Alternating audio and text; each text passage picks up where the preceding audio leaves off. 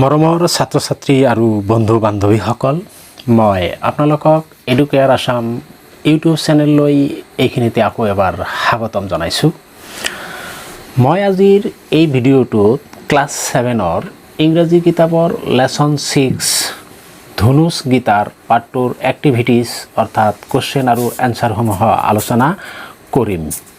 ভিডিঅ'টোত থকা কোৱেশ্চন আৰু তাৰ উত্তৰবিলাক যদি আপোনালোকৰ ভাল লাগে তেতিয়াহ'লে ভিডিঅ'টোত এটা লাইক কৰি দিব, আৰু যদি এই চেনেলটো এতিয়ালৈকে ছাবস্ক্ৰাইব কৰা নাই তেতিয়াহ'লে অনুগ্ৰহ কৰি চেনেলটো ছাবস্ক্ৰাইব কৰি নটিফিকেশ্যন বেল আইকনটো প্ৰেছ কৰি ৰাখিব, যাতে পৰৱৰ্তী পাৰ্টবিলাকৰ ভিডিঅ'সমূহ আপোনাৰ ওচৰত পোনে পোনে গৈ পায়। এইখিনিতেই আপোনালোকক মই এটা কথা ক'ব বিচাৰিছোঁ যে মই এই পাৰ্টটোৰ গোটেইবিলাক কোৱেশ্চন আৰু তাৰ উত্তৰবিলাক এটা ভিডিঅ'তেই গোটেইখিনি আলোচনা কৰিবলৈ চেষ্টা কৰিম, যাৰ ফলত ভিডিঅ'টো অলপ দীঘলীয়া হ'ব পাৰে, কিন্তু ছাত্ৰ ছাত্ৰীসকলৰ সুবিধাৰ্থে মই এইখিনি আগবঢ়াইছোঁ। গতিকে আপোনালোকলৈ অনুৰোধ থাকিল, আপোনালোকে ভিডিঅ'টো শেষলৈকে ধৈৰ্য সহকাৰে চাই কোৱেশ্চন এনচাৰবিলাক যদি ভাল লাগে তেতিয়াহ'লে লিখি ল'ব। আৰম্ভ কৰিছোঁ তেতিয়াহ'লে activities number 1, let's find out. আমি বিচাৰি উলিয়াওঁ হাউ মাছ, আমি কিমান দূৰ উই হেভ আণ্ডাৰষ্টুড, বুজি পাইছোঁ। আমি কিমান দূৰ বুজি পাইছোঁ আমি বিচাৰি উলিয়াওঁ। নাম্বাৰ 1 এত দিয়া আছে what is meant by the word profession. What is meant কি বুজায় by the word profession, profession বা বৃত্তি শব্দটোৰ দ্বাৰাই কি বুজায়? প্ৰথম প্ৰশ্ন। এনচাৰ দ্য জব, কাম, ডেট উই ডু, যিটো আমি কৰোঁ, টু আৰ্ণ মানি, পইচা উপাৰ্জন কৰিবলৈ, হোৱেন উই গ্ৰ' আপ, যেতিয়া আমি ডাঙৰ হওঁ, ইজ কল্ড এ প্ৰফেশ্যন, তাকেই প্ৰফেশ্যন বা বৃত্তি বুলি কোৱা হয়। অৰ্থাৎ আমি ডাঙৰ হৈ পইচা উপাৰ্জনৰ কাৰণে যি কামটো আমি কৰোঁ তাকেই প্ৰফেশ্যন বা বৃত্তি বুলি কোৱা হয়। বি নাম্বাৰ, হোৱেৰ ইজ ধনু ফ্ৰম, ধনু কোন ঠাইৰ বাসিন্দা?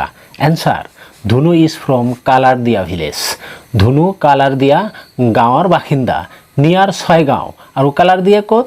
ছয়গাঁৱৰ ওচৰত, in Kamrup district of Assam, অসমৰ কামৰূপ ডিষ্ট্ৰিক্টৰ ছয়গাঁৱৰ ওচৰত কালাৰদিয়া গাঁৱৰ বাসিন্দা হ'ল Dhanu. C number, who made the village film Rockstars, Rockstar চিনেমাখন কোনে নিৰ্মাণ কৰিছিল? Answer Rima Das made the film Rockstars, Rima দাসে ৰকষ্টাৰ ফিল্মখন নিৰ্মাণ কৰিছিল। D number, what was the name of Dhanu's brother, ধনুৰ ভায়েকৰ নাম কি আছিল? Answer the name of Dhanu's brother was Manabendra, ধনুৰ ভায়েকৰ নাম আছিল Manabendra. E number, why did the village women often scold Dhanu, why did the village women, কিয় গাঁৱৰ মহিলাসকলে অফেন মাজে মাজে এস্কল্ড গালি দিছিল ধনুক, কিয় গালি দিছিল? Answer Dhanu did not behave like a girl, Dhanu যদিও এজনী ছোৱালী আছিল, she did not behave like a girl, তাই কিন্তু ছোৱালীৰ দৰে আচৰণ কৰা নাছিল। She spent time with boys, তাই ল'ৰাবিলাকৰ লগত সময় অতিবাহিত কৰিছিল, এণ্ড প্লেড বয়েজ গেমছ, আৰু ল'ৰাৰ খেলে তাই খেলিছিল। চ' ভিলেজ উইমেন অফেন স্কল্ডেড হাৰ, আৰু যাৰ কাৰণে গাঁৱৰ মহিলাসকলে মাজে সময়ে তাইক গালি দিছিল। F number, what did Dhanu's mother tell, ধনুৰ মাকে কি কৈছিল দ্য উইমেন, মহিলাসকলক, হু স্কল্ডেড হাৰ ডটাৰ, যি মহিলাসকলে তাইৰ ছোৱালীক গালি দিছিল? Answer Dhunu's mother told the women, ধনুৰ মাকে সেই মহিলাসকলক কৈছিল, হু স্কল্ডেড হাৰ ডটাৰ, যি সকলে তাইৰ ছোৱালীক গালি দিছিল, that none came to help her, কোনেও অহা নাছিল তাইক সহায় কৰিবলৈ, আফটাৰ হাৰ হাজবেণ্ডছ ডেথ, তাইৰ গিৰিয়েকৰ মৃত্যুৰ পিছত। So' they have nothing to tell, গতিকে সিহঁতৰ ক'বলৈ একো নাই, হাৰ এণ্ড হাৰ চিলড্ৰেন, তাইক আৰু তাইৰ ল'ৰা ছোৱালীক। জি নাম্বাৰ, হোৱাট ডিড ধনু ডিচাইড, ধনুৱে কি সিদ্ধান্ত কৰিছিল টু ডু, কৰিবলৈ, আফটাৰ মিটিং দ্য মিউজিচিয়ান, মিউজিচিয়ানসকলৰ লগ পোৱাৰ পিছত, এট এ লোকেল ইভেণ্ট, এটা গাঁৱলীয়া অনুষ্ঠানত মিউজিচিয়ানসকলৰ লগত লক কৰাৰ পিছত ধুনুৱে কি সিদ্ধান্ত লৈছিল এনসাৰ ধুনু ৱাজ স্পেচিয়ালি ফেচিনেটেড ধুনু বিশেষকৈ আকৰ্ষিত হৈছিল বাই দ্য গীটাৰৰ দ্বাৰা এণ্ড লেটাৰ আৰু পিছত টোল্ড হাৰ ফ্ৰেণ্ডছ তাইৰ বন্ধুসকলক কৈছিল ডেট যে they should form their own band সিহঁতৰ বেণ্ড তৈয়াৰ কৰিব লাগে 8 number what plan did Dhunu propose ধুনুৱে কি পৰিকল্পনা প্ৰস্তাৱ কৰিছিল আফটাৰ শ্বি ৰিয়েলাইজড যেতিয়া তাই অনুধাৱন কৰিছিল ডেট যে she could not afford to buy a guitar তাই এখন গীটাৰ কিনিব নোৱাৰিব বুলি যেতিয়া অনুধাৱন কৰিছিল তেতিয়া ধুনুৱে কি পৰিকল্পনা প্ৰস্তাৱ আগবঢ়াইছিল answer when Dhunu realized that যেতিয়া ধুনুৱে অনুধাৱন কৰিছিল that যে কি অনুধাৱন কৰিছিল she could not afford to buy a guitar তাই এখন গীটাৰ কিনিব নোৱাৰিব she started doing odd jobs around the village to earn and save money তাই আৰম্ভ কৰিছিল doing odd jobs বিভিন্ন ধৰণৰ কাম around the village গাঁওখনত কিহৰ কাৰণে to earn উপাৰ্জন কৰিবলৈ পইচা উপাৰ্জন কৰিবলৈ and save money আৰু পইচা জমা কৰিবলৈ I number why did Dhunu start doing odd jobs around the village ধুনুৱে কিয় বিভিন্ন ধৰণৰ কাম গাঁৱত কৰিবলৈ আৰম্ভ কৰিছিল এনসাৰ ধুনু started doing odd jobs ধুনুৱে odd jobs বিভিন্ন ধৰণৰ কাম কৰিবলৈ আৰম্ভ কৰিছিল around the village গাঁওখনত to buy a guitar এখন গীটাৰ কিনিবলৈ by earning money পইচা উপাৰ্জন কৰি এখন গীটাৰ কিনিবলৈ গাঁৱত কাম কৰিবলৈ আৰম্ভ কৰিছিল যে number but Dhunu believes that কিন্তু ধুনুৱে বিশ্বাস কৰিছিল যে if you really want something যদি তুমি কিবা বিচৰা এণ্ড ৱাৰ্ক টুৱাৰ্ডছ ইট আৰু ইয়াৰ ফালে কাম কৰি যোৱা ইউ কেন এচিভ ইট তুমি এইটো নিশ্চয় অৰ্জন কৰিব পাৰিবা what does this line tell you এই শাৰীটোৱে তোমাক কি বুজায় কি কয় এবাউট ধুনুছ কেৰেক্টাৰ ধুনুৰ চৰিত্ৰৰ বিষয়ে answer this line tells us that এই শাৰীটোৱে আমাক কয় যে Dhunu had a strong will power ধুনুৰ আছিল প্ৰবল ইচ্ছাশক্তি শ্বি ৱাজ হাৰ্ড ৱাৰ্কিং তাই আছিল কঠোৰ পৰিশ্ৰমী and A farm two achieve her dreams আৰু তাই দৃঢ় আছিল তাইৰ সপোন পূৰণ কৰিবলৈ 2 নম্বৰত দিয়া আছে গিভেন বিলো দিয়া আছে is the summary of a part of the lesson ধুনুছ গীতাৰ পাঠটোৰ এটা অংশৰ সামাৰি বা সাৰাংশ তলত দিয়া আছে there is some wrong information in it ইয়াত কিছুমান ভুল তথ্য দিয়া আছে আন্ডাৰলাইন দ্য ৰং ইনফৰমেশ্যন অশুদ্ধবিলাক আন্ডাৰলাইন কৰা মেক কাৰেকশ্যনছ আৰু শুদ্ধ কৰা এণ্ড ৰিৰাইট দ্য সামাৰি আৰু নতুনকৈ এই সাৰাংশখিনি লিখা মৰমৰ ছাত্ৰ ছাত্ৰীসকল মই ৰং কথাখিনি আন্ডাৰলাইন কৰি দিছোঁ আৰু তাৰ পৰিৱৰ্তে কি শুদ্ধ ৱাৰ্ডটো বহিব তাত মই বহুৱাই শুদ্ধকৈ পেৰাগ্ৰাফটো লিখি দিছোঁ যেনেকুৱা ধুনুছ গীতাৰ is the story of a young 11 years old girl ইয়াত 11 শব্দটো ভুল আছে ইয়াত ধনুৰ বয়স আছিল 10 গতিকে ইয়াত হ'ব 10 years old girl who lives in the Kalardia village with her mother they are quite well off আমাৰ কিতাপত well offৰ ঠাইত পুৰ শব্দটো লিখা আছে গতিকে well off ইয়াত ভুলকৈ দিয়া আছে গতিকে আমি লিখিলে হ'ব they are quite poor Dhunu has a pet monkey এই ধুনুৰ কিন্তু পেট মাংকি নাছিল পেট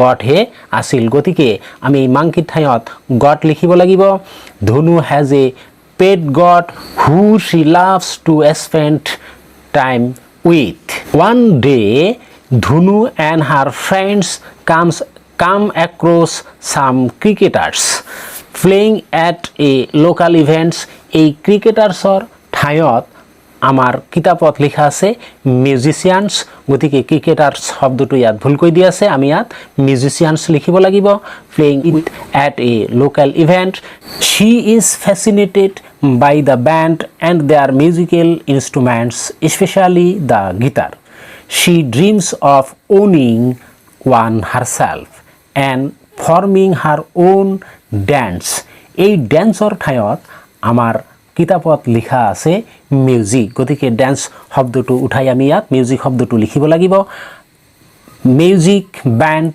with her friends someday but she is too poor to own a guitar so she and her friends make clay guitars এই ক্লে দ্যাট ইজ বোকারি guitar বনাইছিল বুলি ইয়াত লিখা আছে এইটো ভুলকৈ দিয়া আছে ক্লেৰ ঠাইত আমাৰ ষ্টাইৰোফৰ্ম হ'ব styrofoam guitars and play on them মৰমৰ ছাত্ৰ ছাত্ৰীসকল আহিছো 3 নম্বৰলৈ in this lesson এই পাঠটোত we have read আমি পঢ়িছো that যে ধুনু faced many difficulties ধুনুৱে বিভিন্ন ধৰণৰ সমস্যাৰ সন্মুখীন হৈছে in life জীৱনটোত তাইৰ because she was poor কাৰণ তাই আছিল দুখীয়া still she never gave up hope and faced life cheerfully and bravely তথাপি তাই কিন্তু তাইৰ আশা এৰি দিয়া নাছিল আৰু জীৱনটো আনন্দৰে আৰু সাহসেৰে উপভোগ কৰিছিল ৰাইট ডাউন এ ফিউ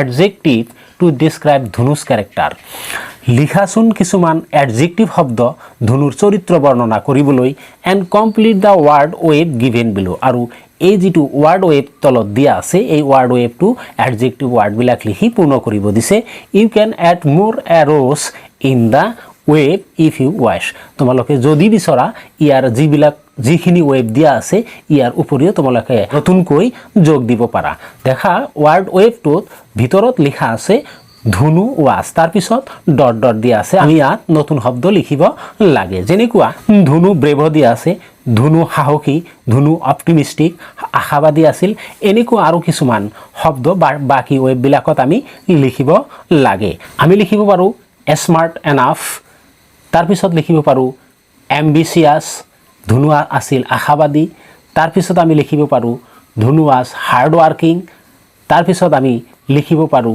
ধুনু ওয়াজ কাৰেজিয়াছ ধুনু সাহসী আছিল তাৰ পিছত আমি লিখিব পাৰো ধুনু ওয়াজ প্যাশনেট ধৈৰ্যশীল আছিল তাৰ পিছত আমি লিখিব পাৰো ধুনু ওয়াজ হেল্পফুল আৰু আমাৰ আন এটা দিয়াই আছে ধুনু ওয়াজ অপটিমিষ্টিক আমি এইখিনি এনেদৰে পূৰ্ণ কৰিব পাৰো মৰমৰ ছাত্ৰ ছাত্ৰীসকল মই আহিছো 4 নম্বৰলৈ 4 নম্বৰত দিয়া আছে হিয়াৰ আৰ সাম থিংস ইয়াত কিছুমান বস্তু দিয়া আছে you have learn from the lesson যিবিলাক তোমালোকে পাঠটোৰ পৰা শিকিছা complete the web with the information এই ৱেব যেটো ওয়াৰ্ড ৱেব আমি ওপৰত যেটো আলোচনা কৰিলো এই 3 নম্বৰত তেনেকুৱা এটা ওয়াৰ্ড ৱেব 4 নম্বৰতো আমাক দিয়া আছে এই ওয়াৰ্ড ৱেবটো আমি পূৰ্ণ কৰিব লাগে one is done for you এটা কিন্তু তোমালোকৰ কাৰণে উদাহৰণ হিচাপে কৰি দিছে যেনেকুৱা I have learn from this lesson that difficulties are a part of life we must simply go on living অৰ্থাৎ আমি এই পাঠৰ পৰা শিকিলো যে জীৱনত সমস্যা থাকিব আমি কিন্তু জীৱনটো চলাই যাব লাগিব এনেকুৱা আৰু দুটা এংগেল দিয়া আছে এই এংগেল দুটাত আমি দুটা বস্তু বা দুটা তথ্য যোগান ধৰিব লাগে ইয়াৰ উত্তৰত আমি লিখিব পাৰো নাম্বাৰ 1ত লাইফ ইজ এ স্ট্ৰাগল জীৱন এটা যুদ্ধ বাট উই শুড নট লস কিন্তু আমি হাৰি যোৱা উচিত নহয় দ্বিতীয়টোত আমি লিখিব পাৰো লাইফ ইজ পেইনফুল জীৱনটো দুখময় but we have to find happiness from it কিন্তু আমি এই দুখৰ পৰাই সুখ বিচাৰি উলিয়াব পৰা হ'ব লাগিব মৰমৰ ছাত্ৰ ছাত্ৰীসকল মই আহিছো এতিয়া 5 নম্বৰলৈকে সোৱা কোৱেশ্চনটো কেনেকৈ দিয়া আছে we have found in the lesson আমি পাঠটোত পাইছো that যে ধুনু মেড বাই চান্স ধুনু হঠাতে লগ পাইছিল এ গ্ৰুপ অফ বয়েজ একদল লৰা practising music for a local event এটা গাঁৱলীয়া অনুষ্ঠানত কিছুমান লৰাই মিউজিক প্ৰেক্টিছ কৰি আছিল ধুনু ওয়াজ ভেৰি হেপি ধুনু বৰ আনন্দিত হৈছিল টু সি দ্য মিউজিচিয়ান এই মিউজিচিয়ান সকলক চাই you know that a person who plays music is a musician. তোমালোকে নিশ্চয় জানা যে যিজনে মিউজিক বজায় তেওঁক মিউজিচিয়ান বুলি কোৱা হয়। Do you know the names of the other professions? তুমি আন বৃত্তিবিলাকৰ বিষয়ে জানানে? Fill in the blanks, খালি ঠাইবোৰ পূৰণ কৰা below তলৰ with the appropriate words, একদম সঠিক শব্দ দি। যেনেকুৱা এই নম্বৰত দিয়া আছে এ পাৰ্চন এজন মানুহ হু ৰিপেয়াৰ্ছ শ্বুজ, যিজনে জোতা মেৰামতি কৰে, তেওঁ কি বুলি কোৱা হয়? আমি ইয়াক ইংৰাজীত ক'ব পাৰোঁ কবলাৰ বুলি, ইয়াক ইংৰাজীত কবলাৰ বুলি কোৱা হয়। বি নম্বৰত দিয়া আছে এ পাৰ্চন এজন মানুহ বা এজন ব্যক্তি হু ৰিপেয়াৰ্ছ ৱাটাৰ পাইপছ, যিজনে ৱাটাৰ পাইপ পানীৰ পাইপবিলাক মেৰামতি কৰে, তেওঁক কি বুলি কোৱা হয়? তেওঁক কোৱা হয় প্লাম্বাৰ বুলি ইংৰাজীত। চি নম্বৰত দিয়া আছে এ পাৰ্চন এজন ব্যক্তি বা এজন মানুহ হু অপাৰেটছ, যিজনে কাম কৰে the control of a aircraft specially as a job, যিজনে এয়াৰক্ৰাফ্ট কণ্ট্ৰল কৰাৰ কাম কৰে চাকৰি হিচাপে, তেওঁক কি বুলি কোৱা হয়? তেওঁক কোৱা হয় পাইলট বুলি। নেক্সট ডি নম্বৰত a person whose job is to take care of people's teeth, এজন মানুহ যিজনে মানুহৰ দাঁতৰ যতন লয়, তেওঁক কি বুলি কোৱা হয়? তেওঁক ইংৰাজীত কোৱা হয় ডেণ্টিষ্ট বুলি। ই নম্বৰত দি আছে a person who makes repairs or sells articles made of gold, এজন ব্যক্তি যিজনে বনায় নাইবা মেৰামতি কৰে নাইবা বিক্ৰী কৰে কিহৰ বস্তু? অফ গোল্ড, সোণৰ বস্তু, তেওঁক কি বুলি কোৱা হয়? তেওঁক কোৱা হয় গোল্ড স্মিথ। এফ নম্বৰ a person who can do magic tricks, এজন মানুহ যিজনে মেজিক দেখুৱাব পাৰে, তেওঁক কি বুলি কোৱা হয়? তেওঁক ইংৰাজীত মেজিকচিয়ান বুলি কোৱা হয়। আৰু নেক্সট দিয়া আছে a person whose job is to cuts men's hair and sometimes to shave them, এজন মানুহ যাৰ কাম মানুহৰ চুলি কটা নাইবা খুৰাই দিয়া, তেওঁক কি বুলি কোৱা হয়? তেওঁক কোৱা হয় বাৰ্বাৰ বুলি, নাপিত বুলি। H number a person who tax care of gardens, এজন মানুহ যিজনে গাৰ্ডেন বা বাগিচাৰ যতন লয়, তেওঁক কি বুলি কোৱা হয় ইংৰাজীত? তেওঁক কোৱা হয় গাৰ্ডেনাৰ বুলি। মৰমৰ ছাত্ৰ ছাত্ৰীসকল, মই আহিছোঁ এতিয়া 6 নম্বৰলৈ। 6 নম্বৰত প্ৰথমতে দিয়া আছে কিছুমান পজিটিভ প্ৰনাউনৰ বিষয়ে আলোচনা। এই আলোচনাৰ অন্তত আমাক কুৱেশ্যন কেইটামান দিছে, যেনেকুৱা নাও ফিল ইন দ্য ব্লাংকছ, এতিয়া খালী ঠাইবোৰ পূৰ্ণ কৰা using the correct positive form, শুদ্ধ পজিটিভ ফৰ্ম ব্যৱহাৰ কৰি তলৰ খালী ঠাইবিলাক পূৰ্ণ কৰিব দিছে। এই নম্বৰত যেনেকুৱা দিয়া আছে দিছ ইজ ধুনু, এইজন Dhunu. The tea stall belongs to her mother, চাৰ দোকানটো তাইৰ মাকৰ। The tea stall belongs to dash mother, এই ডেছত আমি কি লিখিব লাগিব? এই ডেছত আমি লিখিব লাগিব ধুনুছ, তাৰ পিছত মাদাৰ শব্দটো আমি লিখিব লাগিব। বি নম্বৰত দিয়া আছে she even does jobs normally done by a man, তাই কেতিয়াবা মানুহে কৰা কাম, পুৰুষ মানুহে কৰা কাম কৰিছিল। শ্বি ডাজ ডেছ জবছ, আমি এই ডেছত কি লিখিব লাগিব? মেনছ জবছ। চি নম্বৰত Bhaskar is a friend of Dhunu, Bhaskar ধুনুৰ এজন বন্ধু। Dhunu is dash friend's, Dhunu is Bhaskar's friend, আমি ডেছত ভাস্কৰছ লিখিব লাগিব। দুই নম্বৰত the cars belong to the director, গাড়ীটো ডিৰেক্টৰ বা পৰিচালকৰ হয়। They are the dash cars, they are the director's cars, আমি ডেছত লিখিব লাগিব। E number they made four styrofoam cut out guitars, সিহঁতে ষ্টাইৰোফৰ্মৰ 4টা গীটাৰ কাটি উলিয়াইছিল। The dash colours are red, the guitars' colours are red, আমি ডেছত লিখিব লাগিব গিটাৰ্ছ। মৰমৰ ছাত্ৰ ছাত্ৰীসকল, মই আহিছোঁ 7 নম্বৰলৈকে। 7 নম্বৰত দিয়া আছে হিয়াৰ আৰ চাম ফ্ৰেছেছ এণ্ড আইডমছ, কিছুমান ফ্ৰেছ আৰু আইডমছ ইয়াত তলত দিয়া আছে। নম্বৰ 1 ক্ৰাই অভাৰ, মানে কিবা বস্তুৰ কাৰণে কান্দা, ক্ৰন্দন কৰা। বি নম্বৰত চুইপ এৱে, উটুৱাই নিয়া। চি নম্বৰত গিভ আপ, এৰি দিয়া। ডি নম্বৰত গ' অন, চলাই যোৱা বা চলি থকা। ই নম্বৰত মেক এ লিভিং, জীয়াই থকা। এফ নম্বৰত কাট শ্বৰ্ট, সংক্ষিপ্ত কৰা। এতিয়া now choose the right phrases and idioms to complete the following sentences, তলত কিছুমান বাক্য দিছে বা চেণ্টেন্স দিছে, এই সেন্টেন্সবিলাক ওপৰত উল্লেখ কৰা আইডিয়ম এণ্ড ফ্ৰেজবিলাক দি শুদ্ধ ফৰ্মত আমি খালী ঠাইবিলাক পূৰণ কৰিব লাগে। Remember to write them in the appropriate tense forms, আৰু শুদ্ধ টেন্স ফৰ্মতে লিখিব লাগিব। আমি 1 নম্বৰত লিখিম Dhunu's mother dash by selling snack at local events. আমি ইয়াৰ উত্তৰত লিখিম Dhunu's mother made a living by selling snacks at local events. অৰ্থাৎ ধনুৰ মাকে গাঁৱলীয়া অনুষ্ঠানত কেক বিক্ৰী কৰি জীৱন নিৰ্বাহ কৰিছিল। 2 নম্বৰত দি আছে when the monsoon months begin, যেতিয়া বাৰিষা কাল আৰম্ভ হয়, the fun of the children is, আমি এনচাৰত লিখিব লাগিব কাট শ্বৰ্ট, তেতিয়া ল'ৰা ছোৱালীবিলাকৰ আনন্দ ছুটি হৈ পৰে। 3 নম্বৰত ইনস্পাইট অফ দ্য ডিফিকাল্টিজ, বিভিন্ন সমস্যা থকা সত্ত্বেও ধনু এণ্ড হাৰ মাদাৰ, ধনু আৰু তাইৰ মাকে face life must go on, life must go on, জীৱন চলাই বা নিৰ্বাহ কৰিবই লাগিব। 4 নম্বৰত ধনু নোছ, যদিও ধনুৱে জানিছিল শি কেনট এফৰ্ড এ গিটাৰ, তাই এখন গীটাৰ যোগাৰ কৰিব নোৱাৰিব। শি does not give up hope, তাই কিন্তু আশা এৰি দিয়া নাছিল। আমি ইয়াৰ ডেছত লিখিব লাগিব গিভ আপ।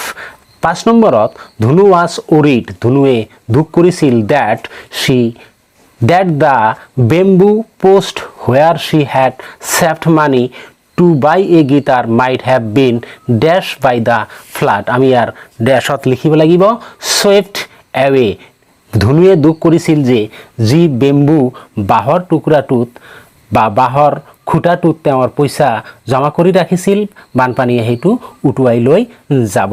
6 নম্বৰত Dhunu accepts her destiny bravely instead of crying over it, আমি ইয়াত ক্ৰাইং অভাৰ লিখিব লাগিব। মৰমৰ ছাত্ৰ ছাত্ৰীসকল 8 নম্বৰত ৱাৰ্ক ইন পেয়াৰ্ছত দিয়া আছে ধনুৰ ড্ৰিম বা সপোন আছিল এটা গীটাৰৰ মালিক হোৱাটো। তোমালোকৰ সপোন কি কি তোমালোকৰ বন্ধু বান্ধৱীৰ লগত এইবিলাক শ্বেয়াৰ কৰিবলৈ 8 নম্বৰত উল্লেখ কৰিছে।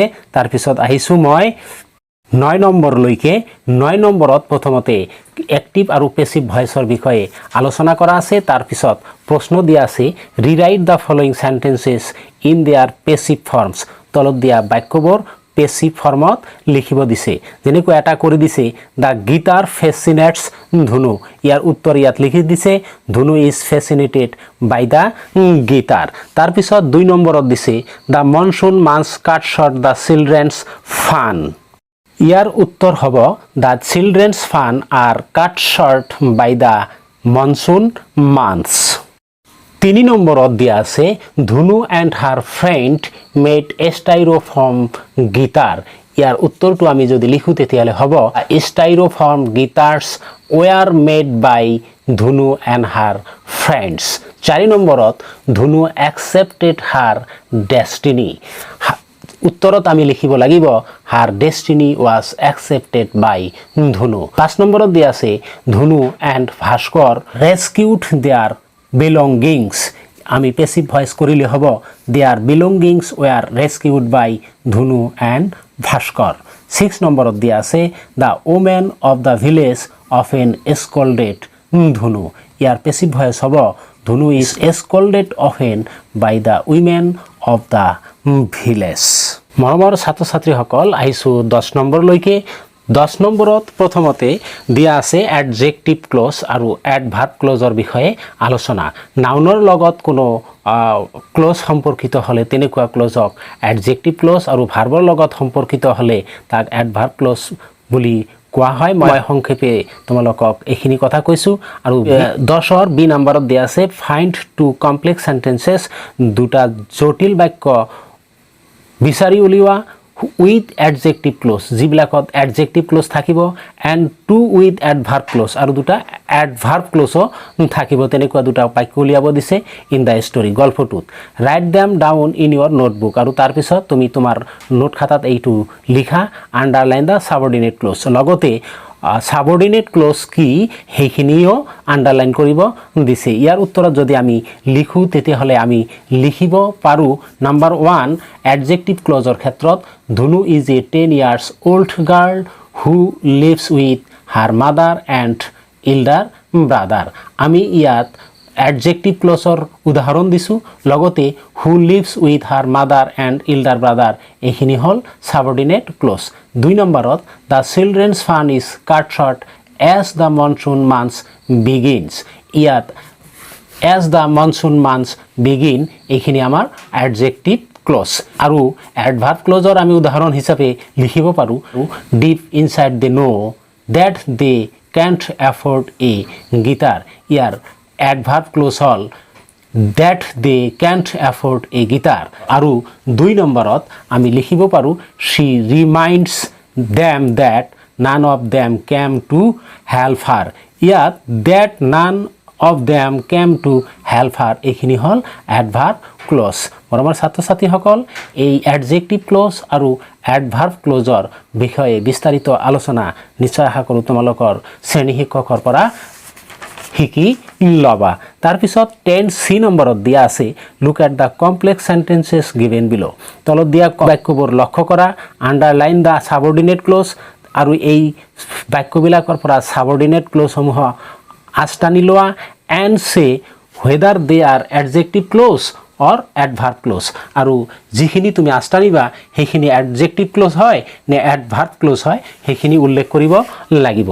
নাম্বাৰ 1ত দিয়া আছে ইফ ইট ৰেইনছ, যদি বৰষুণ পৰে উই ওণ্ট হেভ দ্য মেচ, আমি আমাৰ খেলখন নহ'ব। মৰমৰ ছাত্ৰ ছাত্ৰীসকল, তোমালোকে চোৱা ইয়াত ইফ ইট ৰেইনছ এইখিনি চৰ্তযুক্ত কথা, গতিকে এইখিনি হ'ব ছাবঅৰ্ডিনেট ক্লজ আৰু ই সময়ৰ লগত জড়িত হোৱাৰ কাৰণে এইখিনি হ'ল এডভাৰ্ব ক্লজ। দ্বিতীয় চেণ্টেন্সটোত লিখা আছে I have read the books that are on the shelf. মৰমৰ ছাত্ৰ ছাত্ৰীসকল, that are on the shelf এই কথাখিনি কিন্তু নাউন বুকছৰ লগত সম্পৰ্কিত, গতিকে এইখিনি হ'ল date are on the self এইখিনি হ'ল এডজেক্টিভ ক্লজ। 3 নম্বৰত দিয়া আছে হি ক্ৰিয়েটছ প্ৰব্লেমছ হোৱেৰ ইভাৰ হি গোছ। মৰমৰ ছাত্ৰ ছাত্ৰীসকল, ইয়াৰ ছাবঅৰ্ডিনেট ক্লজ হ'ল হোৱেৰ ইভাৰ হি গোছ। এইখিনি তেওঁক ভাৰ্বৰ লগত ক্ৰিয়েটছৰ লগত এই কথাখিনি সম্পৰ্কিত, যাৰ কাৰণে হোৱেৰ ইভাৰ হি গোছ এইখিনি হ'ল এডভাৰ্ব ক্লজ। আৰু 4 নম্বৰত she has not written to me since she left the place. মৰমৰ ছাত্ৰ ছাত্ৰীসকল, দেখা এইখিনিত since she left the place এই কথাখিনি সময়ক বুজাইছে আৰু সেইকাৰণে এইখিনি হ'ব এডভাৰ্ব ক্লজ। আৰু 5 নম্বৰত she is absent because she is ill এইখিনি আমাৰ বিকজ শ্বি ইজ ইল এইখিনি হ'ল ছাবঅৰ্ডিনেট ক্লজ আৰু এইখিনি হ'ল এডভাৰ্ব ক্লজ। মৰমৰ ছাত্ৰ ছাত্ৰীসকল, মই আহিছোঁ লাষ্ট নম্বৰ 13 লৈ role play. Imagine a conversation, এটা কল্পনা কৰি লোৱা আলোচনা between Rima Das and young girl, যুৱতী ছোৱালীজনীৰ মাজত। Who plays the character of Dhanu, যি যুৱতী ছোৱালীজনীয়ে ধনুৰ চৰিত্ৰত অভিনয় কৰিছিল ইন দ্য মুভি ছবিখনত ভিলেজ ৰকষ্টাৰ ছবিখনত ধনুৰ চৰিত্ৰত অভিনয় কৰিছিল। ৰীমা দাস ইজ প্ৰিপেয়াৰিং, ৰীমা দাসে প্ৰস্তুত কৰি আছে her to remember the information, মনত পেলাবলৈ তথ্যবিলাক এবাউট ধনুৰ বিষয়ে। কমপ্লিট দ্য কনভাৰচেশ্যন, এতিয়া তলত আলোচনাখিনি দিছে, তুমি আলোচনাখিনি কমপ্লিট কৰি লিখিব লাগে।